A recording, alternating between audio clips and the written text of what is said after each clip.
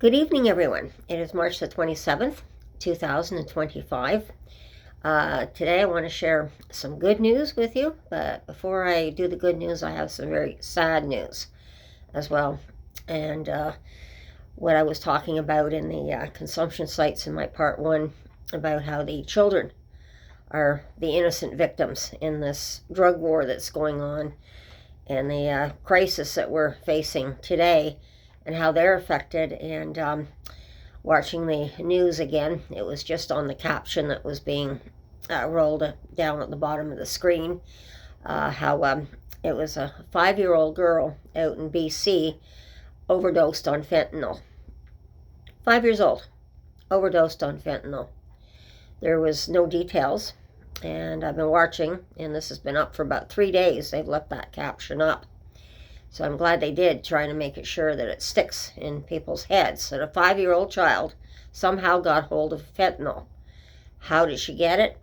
Where did it come from? Who's responsible for it?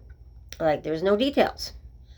But from, as I was saying, in the consumption sites in part one, and going on to my daughter's school, and the prostitution issues that we had back in the 1990s, and the needles, and all the different things that were happening back at that time period. If you can tell, my voice gets raised. I get very, very frustrated, and when it comes to children, that is a very bad turning point for me. Mama Bear comes out in me on that part of it. Very protective, and I will speak up and do whatever I can for the children. So, and if anyone understands, you don't get between a mama bear and her cubs. Well, unfortunately, there's too many cubs getting hurt right now. And I think all mothers need to stand up and say something about this drug war and get involved in whatever ways you can. And this is why with the consumption sites, it was announced too. I didn't get the clip on it. It was just a brief clip about how it's only the 10 sites that they have shut down on the consumption sites, and they're only near the schools and daycares and that, which makes perfect sense. They haven't shut down all of them, and and you can do more consumption sites, which I said I'm not against them, but we have to be very careful where we plant those consumption sites. Our children don't need to see what's going on. They don't need to get hurt. I mean, there's been reports, and I've reported it on them before, that gets me furious that because the pot shops have opened up here in Canada, and they've got these pot that's introduced in kind of gummy bears and all these kind of candy, and kids are ending up in the emergency ward from that too. So, I mean, how do you describe a responsible adult? I mean, if the parents are doing these candy and leaving it out for the children to get, we never left our prescription drugs out. That's for sure. I mean, I had prescription drugs too, and the children, and the 5 of them.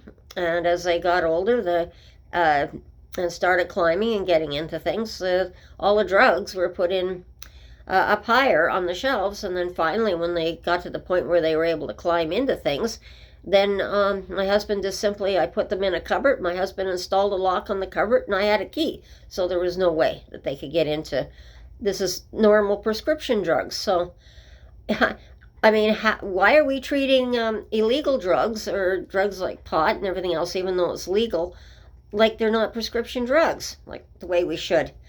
So I don't want to say too much about it, but I just want to sort of explain some of my frustration here, that we really need to speak up and protect our children. And it's not that I'm against things. I know everyone's trying to do the best they can, but we have to look after our children. Our children are sacred. We should not be having our children harmed by this, or having to see what's going on here with this war. This is an adult problem. It's not a children's problem. They're just innocent victims in this war that we're involved, find ourselves involved in. We didn't ask for it. We're in it, and in the middle of it, this crisis. So I'm going to leave that part there for now, and then I'm going to go on to the good news right now. And the good news is that, as you can see from the thing on the modular homes, from the title, that after all the talking and after the pandemic, everyone's been talking and putting their heads together. How can we get affordable housing up quickly and as fast as we can, and get people off the streets, and people who are losing their homes because they can't afford them, and the mortgages are going up, and of course the food's going up, everything is going up, and we're in crisis that way. So it's really great that they're coming forward now. One of a big construction company, from what they're doing now, is to help out, is putting these modular homes together off site. So as they're saying now, it takes them about 4 months from demolition of a property or a site.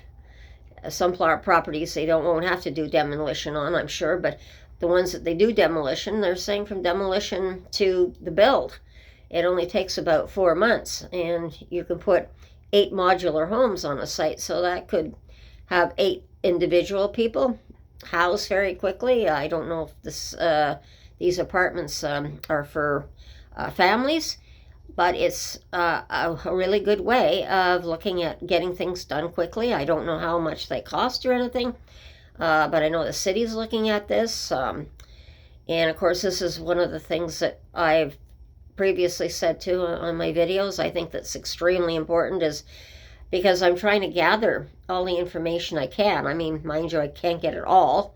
I'm only one person. But when I see what's happening, I put it on my YouTube channel so people can look it up very easily. I have one source that they can see what might be available to them for what they might be able to do, whether it's a nonprofit group or now the construction people are starting to realize we've got to do something. And it explains in the video, it makes more sense to get quicker housing done. So I'm not going to keep a long video today. I'm going to leave it there. The video speaks for itself. I want people to take a look at the video, see what they think. This might be something that your city can do. So I'm going to leave it there, everyone. Have a great day. Well, an evening now, what's left of the evening. And we'll talk soon. And like I said, be safe, and talk to you soon. Bye-bye, everyone.